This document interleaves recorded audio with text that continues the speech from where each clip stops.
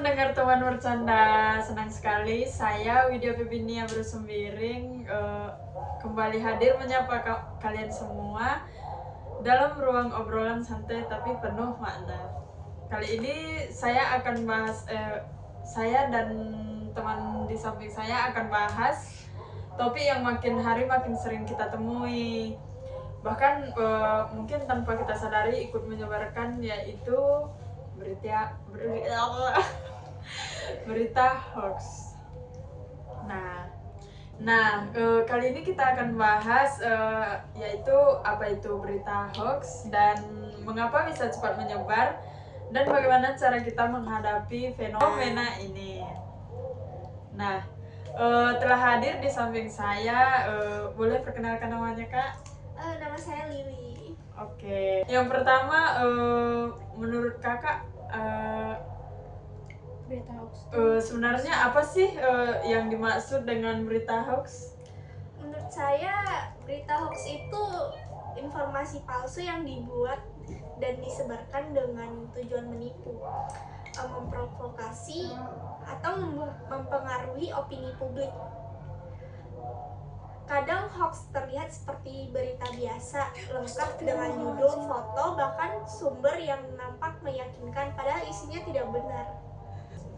Kadang hoax terlihat seperti berita biasa, lengkap dengan judul, foto, bahkan narasumber yang tampak meyakinkan padahal isinya tidak benar. Berarti bisa jadi tampilannya seperti media resmi ya, Kak? Iya, tampilannya seperti media resmi. Banyak hoax dibuat agar mirip dengan situs berita profesional, itu yang membuat masyarakat kesulitan membedakan mana yang fakta, mana yang fiksi. Oke.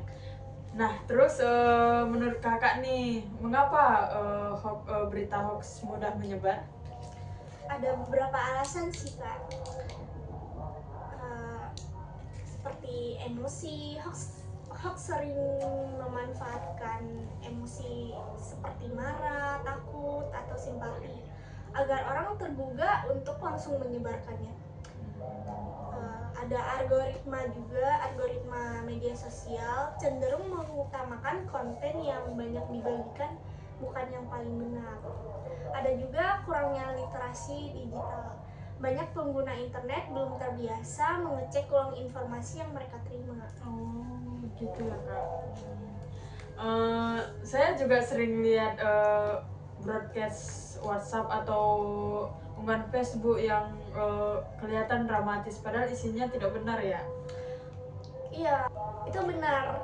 Hoax bisa menyebarkan di semua platform, mulai dari grup keluarga sampai ke forum publik. Dan karena sifatnya yang emosional, banyak orang menyebarkannya tanpa berpikir panjang. Ya. Kalau tidak ditangani, apa saja sih dampak buruk dari berita hoax ini, Kak? Menurut Kakak itu gimana? Hoax bisa merusak banyak hal sih, Kak. Seperti membuat masyarakat panik, seperti saat pandemi COVID-19 dulu ya. Ada juga kayak memecah belah kelompok sosial atau publik. Ada juga kayak memecah belah kelompok sosial atau politik. Ada juga yang mengganggu ketertiban umum dan kredibilitas media resmi. Dalam jangka panjang, hoax bisa merusak kepercayaan publik terhadap media, pemerintah, bahkan sesama masyarakat, Kak. Begitu ya, Kak. Iya sih, itu sempat kayak tersebar ya waktu yang COVID-19 itu. Iya. Lalu apa yang bisa kita lakukan untuk menghadapi berita hoax ini, Kak? Ada beberapa langkah konkret sih. Yang pertama itu selalu cek fakta dulu sebelum share. Jangan hanya karena katanya lalu kita ikut sebarkan. Yang kedua, gunakan situs cek fakta seperti kayak Turnback Hoax ID dan sebagainya di fitur dari Google News. Yang ketiga ada didik diri sendiri dan orang terdekat. Edukasi kecil bisa berdampak besar, Pak. Ya, Berarti kita semua punya peran ya, bukan cuma jurnalis atau pemerintah gitu ya. Iya, tepat sekali Kak. Kita semua adalah bagian dari ekosistem informasi. Kalau kita lebih hati-hati, hoax akan sulit berkembang. Oh, oke oke. Ya, menurut kakak nih, kan kadang ada orang tua yang gampang percaya sama berita hoax. Apalagi dari sosial media yang cepat banget tersebar. Nah, menurut kakak nih, cara edukasi ke orang terdekat kakak gimana? Menurut aku ya, karena orang tua zaman sekarang kan banyak yang kurang bisa mengikuti perkembangan pesatnya Iya informasi di benar. internet. Kita sebagai yang lebih muda yang sudah mengikuti perkembangan pesatnya informasi di internet, jadi uh, kita harus mengedukasi mereka biar nggak terlalu cepat percaya dengan informasi yang mereka dapat. Betul. Seperti kayak hoax yang mereka dapatkan kebanyakan dari Facebook, grup arisan orang tua yang biasanya suka nyebarin berita Iya yang benar nggak pasti banget. ke grup keluarga gitu. Jadi kita harus memberi banyak penjelasan biar mereka lebih paham agar tidak mudah percaya dengan berita hoax. Iya sih.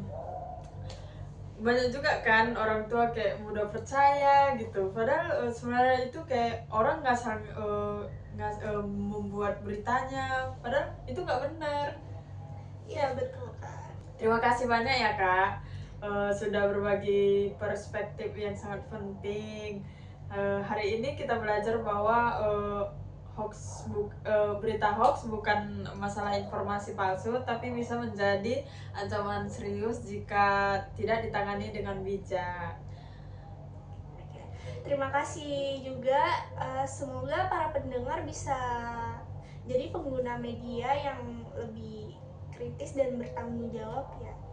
Oke, sampai di sini dulu podcast teman bercanda hari ini. Bye.